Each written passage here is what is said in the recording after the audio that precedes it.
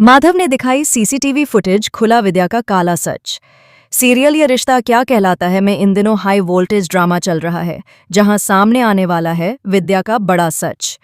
जी हां दोस्तों, आने वाले ट्रैक में दिखाया जाएगा कि अरमान मायरा को हॉस्टल छोड़कर वापस आ जाता है, लेकिन उसके बाद वह उसकी फोटो देखकर उसे बहुत मिस करता है।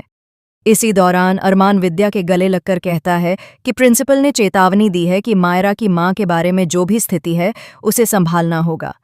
हमें मायरा को समझाना और सिखाना पड़ेगा।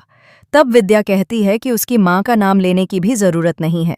जो औरत उसे छोड़कर चली गई उसने जीना सीख ही लिया है और अब उसे अपनी मां की जरूरत नहीं है। लेकिन अरमान कहता है कि बात मां की नहीं है।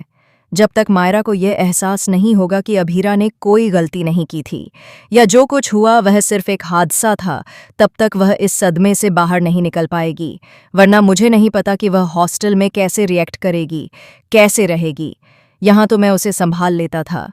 तभी विद्या गुस्से में कहती है कि उस लड़की की वजह से ही यह सब हुआ है। इतने में माधव वहां पहुंचते हैं और कहते हैं कि उस लड़की की वजह से नहीं, बल्कि तुम्हारी वजह से सब कुछ हो रहा है, तुम्हारी जिद की वजह से। ये सुनकर विद्या और अरमान दोनों शॉक हो जाते हैं।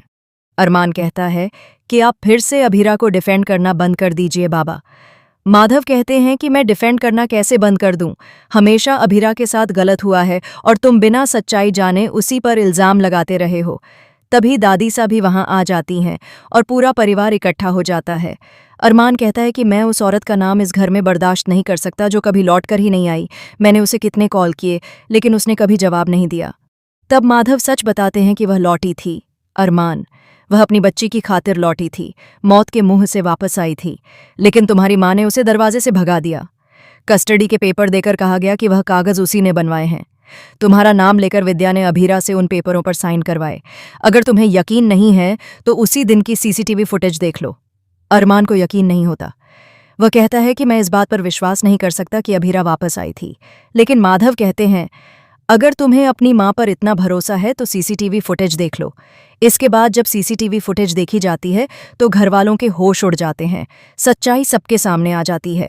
विद्या रोते हुए कबूल करती है कि हाँ, मैंने यह सब किया क्योंकि वह लड़की मां बनने के लायक नहीं थी। यह सुनकर अरमान अपना सिर पकड़ लेता है और पछतावे में डूब जाता है। तभी दादी सा गुस्से में विद्या को जोरदार थप्पड़ मारती हैं और कहती हैं कि तुम्हें किसी की किस्मत का फैसला लेने का हक किसने दिया? इस घर के बड़े हम हैं, लेकिन तुमने खुद ही फैसले लेने शुरू कर दिए। तुम्हारी गलती की सजा आज हमारे घर की बच्ची और हमारा बेटा भुगत रहे हैं। जिस दिन मायरा को यह सच पता चला कि यह सब तुमने किया है, वह तुम्हें कभी माफ नहीं करेगी।